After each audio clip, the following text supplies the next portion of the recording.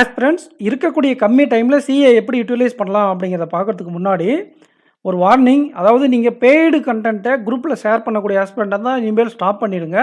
Already பே பண்ணியிருந்தா போய்ட்டு delete பண்ணிவிடுங்க. ஏன்னா இப்போ கண்டென்ட் உரிமையாளர்கள் வந்து கேஸ் போட ஆரம்பிச்சிட்டாங்க. உங்கள் மேலே ஒரு எஃப்ஐஆர் வந்தால் கூட உங்களால் கவர்மெண்ட் எக்ஸாம் எழுத முடியாது.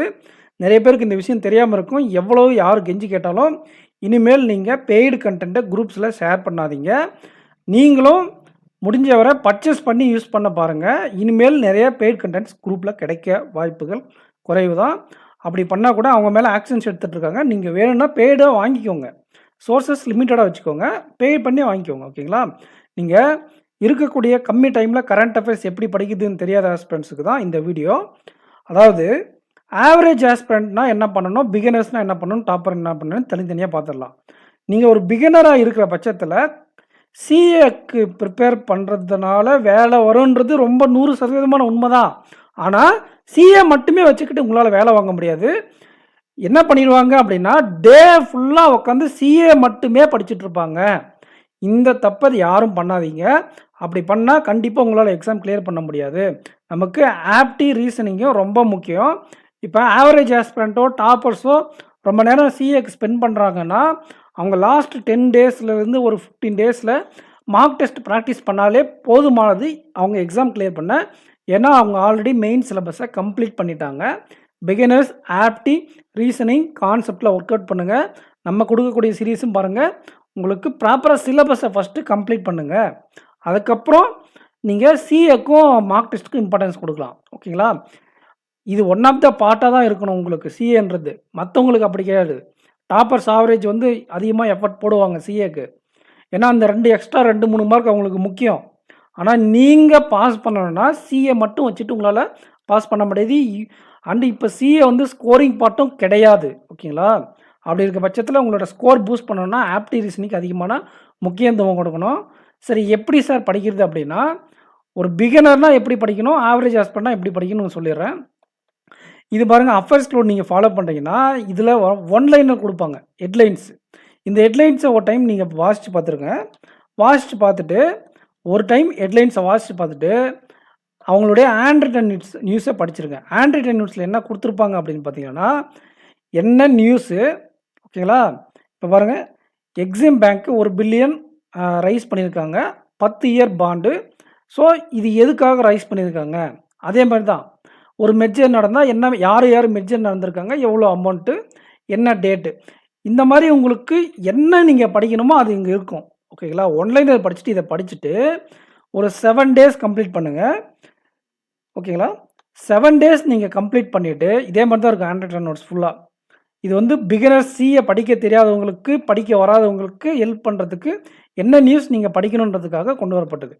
இந்த மாதிரி நீங்கள் ப்ரிப்பேர் பண்ணிவிட்டு வீக்லி போயிடுங்க. ஒரு 7 டேஸ் கம்ப்ளீட் பண்ணதும் நீங்கள் டேரெக்டாக 7 to 8 டேஸ் நீங்கள் அந்த வீக்லி கண்டென்ட் பிடிஎஃப் எடுத்து பார்த்தீங்கன்னா நான் ஃபர்ஸ்ட்டோட ஒரு டேஸ் இருக்கும். அந்த வீக்லி கண்டென்ட் போயிடுங்க. அதுக்கப்புறம் மந்த்லி பாக்கெட் பிடிஎஃப் படிச்சிருங்க. இதோடு சேர்ந்து உங்களுக்கு எக்ஸ்ட்ரா டைம் இருந்தால் மந்த்லி பேங்கிங் பாக்கெட் பிடிஎஃப்ல இருக்கிறதோடு சேர்ந்து அவங்களுடைய மந்த்லி பேங்கிங் பிடிஎஃப் இருக்கும். பேங்கிங் பிடிஎஃப்பில் கண்டென்ட் டீட்டெயிலாக இருக்கும், எம்சிக்யூஸ் இருக்கும்.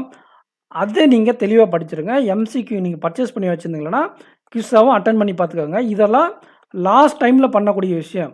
இப்போ நீங்கள் இந்த இருக்கக்கூடிய இன்னும் 25 நாளில் ஒரு 15 நாள் என்ன பண்ணணும்னா, இந்த மாதிரி ஒன்லைனர், அதுக்கப்புறம் நீங்கள் என்ன பண்ணணும்னா ஹேண்ட் ரிட்டன் நோட்ஸு, அதுக்கப்புறம் நீங்கள் என்ன பண்ணணும்னா வீக்லி கண்டென்ட், அப்புறம் பாக்கெட் பிடிஎஃப். இதை மட்டும் இப்போதைக்கு பண்ணுங்கள். கடைசி டைமில் குவிஸஸ் எடுத்துக்கலாம். ஓகேங்களா? ஒரு ஆவரேஜ் ஆஸ்பிரண்ட்டாக இருந்தால் நீங்கள் ஆல்ரெடி ஒரு சிஏ உங்களுடைய ஸ்டைலில் ப்ரிப்பேர் பண்ணிகிட்ருப்பீங்க. அஃபேர்ஸ் க்ளவுடு தான் கிடையாது, எந்த சோர்ஸ்னாலும் ஓகே தான். பிகினர்ஸ்க்கும் அப்படி தான். லிமிட்டடாக ஃபாலோ பண்ணிக்கோங்க. 10 சோர்ஸஸ் ஃபாலோ பண்ணாதீங்க. இவங்க 2 பேரும் எவ்வளோ சோர்ஸஸ் ஃபாலோ பண்ணாலும் அவங்க டைம் மேனேஜ் பண்ணிக்க வாய்ப்பு இருக்குது.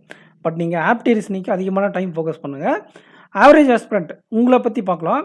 இப்போ ஆவரேஜ் ஆஸ்பிரண்ட்டாக இருந்தால் நீங்கள் என்ன பண்ணணும் அப்படின்னு பார்த்தீங்கன்னா, சிஏ ஒரு இம்பார்ட்டண்ட்டான ஒரு விஷயந்தான்.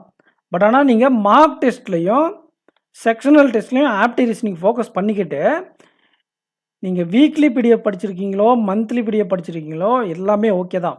அதோடு சேர்ந்து அந்த மந்த்லி எம்சிக்யூ இருக்கு இல்லையா, பேங்கிங் எம்சிக்யூ அதை தெளிவாக ரிவைஸ் பண்ணிக்கோங்க ஆவரேஜ் ஆஸ்பிரண்ட். ப்ளஸ் ப்ராப்பராக ரிவைஸ் பண்ணுங்கள். ஓகேங்களா? நீங்கள் நிறைய பேர் என்ன பண்ணுவீங்கன்னா மல்டிபிள் சோர்சஸ் பண்ணுவீங்க. மல்டிபிள் சோர்சஸ் பண்ணுறதுக்கு முன்னாடி ஒரு சோர்சஸை நீங்கள் எடுத்து படிச்சிருப்பீங்க இல்லையா, அதை தெளிவாக கம்ப்ளீட் பண்ணிவிட்டு அதுக்கப்புறம் இன்னொரு சோர்ஸஸ் போகும்போது அதை ரிவிஷனுக்காக வச்சுக்கோங்க. ரிவிஷனுக்காக வைக்கும்போதும் அப்படியே மேலோட்டமாக தான் பார்க்கணும். ஓகேங்களா? உட்காந்து டைம் வேஸ்ட் பண்ணக்கூடாது. நிறைய பேர் சிஏக்குன்னே உட்காந்து எல்லா 24 மணி நேரம் படிச்சுட்டு ஆப்ட் ரீசனிங்கில் கோட்டை விட்டுருவோம். அதில் நானும் ஒன் ஆஃப் த ஆஸ்பெக்ட் தான். நிறைய மிஸ்டேக் இந்த மாதிரி நான் பண்ணியிருக்கேன். அதுக்குன்னு சிஏ ஸ்கிப் பண்ணிட்டு போகும்போது அவங்க ஈஸியாக கெட்டுருவாங்க சம்டைம்ஸ். அப்போயும் நம்ம மாட்டிப்போம். ப்ராப்பரான டைம் கொடுக்கணும். அதுக்காக இதை மட்டுமே படிச்சுட்டு இருக்கும்போது ஆப்ட் ரீசனிங்கை படிக்கணும். ஆவரேஜ் ஆஸ்பெக்ட்ஸ் என்ன சோர்சஸ் நீங்கள் ஃபாலோ பண்ணாலும் அதோட weekly, monthly and exam capsule 3மே நல்லா ப்ராப்பராக ரிவைஸ் பண்ணிக்கோங்க. ஓகேங்களா? அண்டு ஹேண்ட் ரிட்டன் நோட்ஸ் எடுத்துருக்கோங்க, அதை பண்ணிக்கோங்க.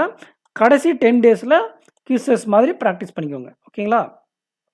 உங்களோட ஸ்டைல் தான். நீங்கள் எம்சிக்யூ வச்சு படிப்பீங்களா, இல்லை கண்டென்ட் வச்சு படிப்பீங்களா, இல்லை இப்போ நான் சொல்லி கொடுத்த மாதிரி ஒன்லைனரில் பார்த்துட்டு ஹேண்ட் ரிட்டன் நோட்ஸில் படிச்சுட்டு வீக்லி, மந்த்லி இந்த மாதிரி 4 டைம் படிக்கும்போது நல்லா ஆழமாக பதிஞ்சிடும். இது சிஏ படிக்க தெரியாதவங்களுக்கு அந்த ஸ்டாட்டிக்ஸ் நீங்கள் ஆல்ரெடி படிச்சுட்ருக்கீங்கன்னா அதை பண்ணிக்கோங்க. உங்களுக்கு ஒரே சஜஷன், அதர் சப்ஜெக்ட்டும் ஃபோக்கஸ் பண்ணுங்கள். பட் ஆனால் பிகினராக இருந்தால் நீங்கள் சிஏக்குன்னே உட்காந்து படிச்சுட்டு இருக்கக்கூடாது. ஓகேங்களா? ஸோ பிகினருக்கு அந்த ஐடியா. நீங்கள் டாப்பராக இருக்கிற பட்சத்தில் என்ன ஆகுனா, நீங்கள் லெத்தாஜிக்காக ஃபீல் பண்ணி அந்த டைமை வேஸ்ட் பண்ணிடுவீங்க. லெத்தாஜிக்காக ஆகிடுவீங்க.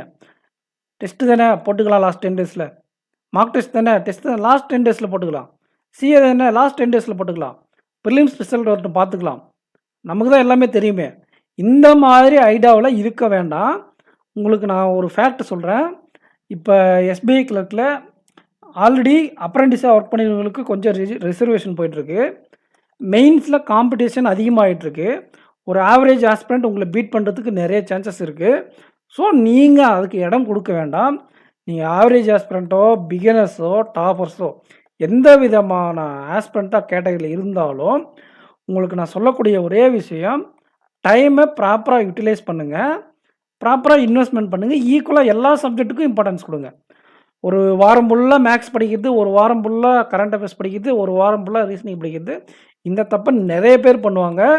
அந்த டாப்பர்ஸ் மெயினாக அந்த தப்பை பண்ணுவாங்க. சிஏ மட்டுமே ப்ரிப்பேர் பண்ணிகிட்ருப்பாங்க.